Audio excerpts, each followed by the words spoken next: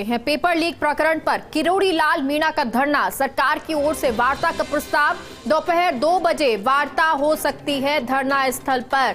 आपको बता दें, कल दौसा से किरोड़ी लाल मीणा अपने समर्थकों के साथ चले थे, जयपुर पहुंचे थे। जयपुर में सुरक्षा व्यवस्था पूरी तरह से चाक चौबंद कर दी गई थी। पुलिस ने रोकने की कोशिश की, बैरिकेडिंग्स लगा दी गई थी, लेकिन साथ ही साथ किरोड़ी लाल मीणा जिन्होंने अपने समर्थकों को वापस भी भेज दिया, क्योंकि कल जयपुर में जो लोगों के आने से जो समर्थक उनके साथ पहुंचे थे हजारों की तादाद में, उनकी वजह से बहुत जाम और स्थिति आम लोगों को दिक्कतें हुई थी उसके बाद। और अब इस पूरे मामले पर 2 बजे वार्ता हो सकती है धरना स्थल पर सरकार की ओर से।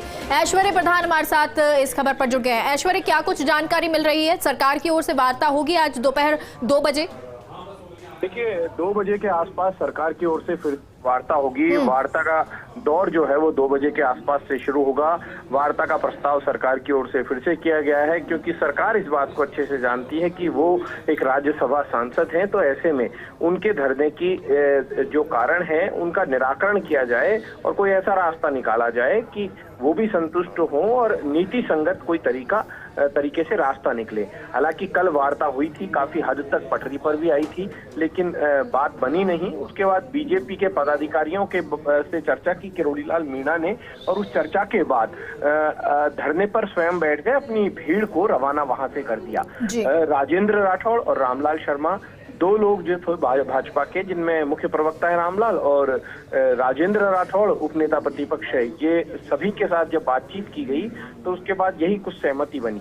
अब आज जो वार्ता होगी उसके बाद स्पष्ट हो पाएगा कि क्या कुछ रहता है। ये बात किरोड़ी लाल मीणा भी बखूबी जानते हैं कि जो एक मांग है, मांग में क्या कुछ रास्ता निकल सकता है, क्योंकि डायरेक्ट सीबीआई को जांच भेज देना ये सरकार के लिए भी संभव नहीं है कि सीधे सीबीआई को भेज दी। सरकार गुणावगुण के आधार पर इस तरीके के फैसले करती है, तो किरोड़ी लाल मीणा को सरकारी अधिकारी सरकार का मैसेज किस हद तक पहुंचा पाते हैं और कितने हद तक संतुष्ट कर पाते हैं, क्योंकि यदि वो संतुष्ट होंगे तो वो धरने से स्वाभाविक तौर पर उठ जाएंगे।